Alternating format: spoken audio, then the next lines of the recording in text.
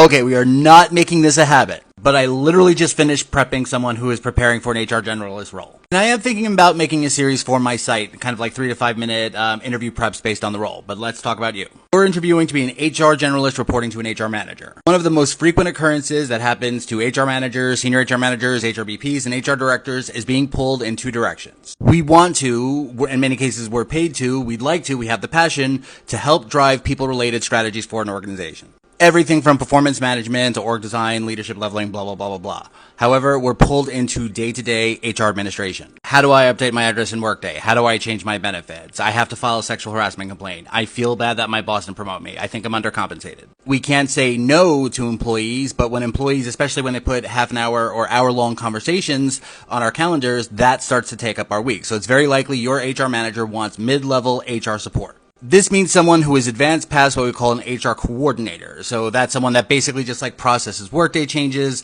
manages HR files, potentially processes paperwork for new hires or for exits. And a generalist means someone who starts to get involved in HR situations, but of different types. Meaning they can handle things like a performance improvement plan, they can manage an employee relations issue, they can help guide a manager as relates to a problem employee, like up to a certain level. With the idea that as they become more and more familiar with the business, the HR manager can start trusting them with more and more work as it builds up their own skill and experience to become more of an HR manager business partner themselves. So under no circumstances should you ask any general questions. You should ask what is their biggest pain point, what are their biggest projects, what are the things that they want to do that they have not been able to because they're probably day-to-day bogged down in administration. I would ask how is HR defining itself and how is it helping the business drive its mission forward through its people. If you get vague answers, it means they're not that involved. I would ask a lot of questions that demonstrate your knowledge of standard HR practices, especially for a generalist to a manager, which would be, what does the annual performance process look like? What's HR's role? Does HR facilitate calibration meetings between managers? Like, how does HR think of succession planning or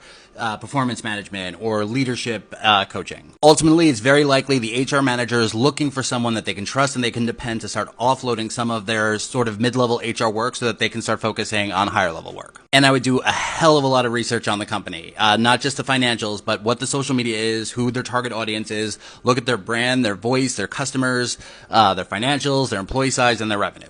And then demonstrate that familiarity during the interview. But I wish you the best of luck.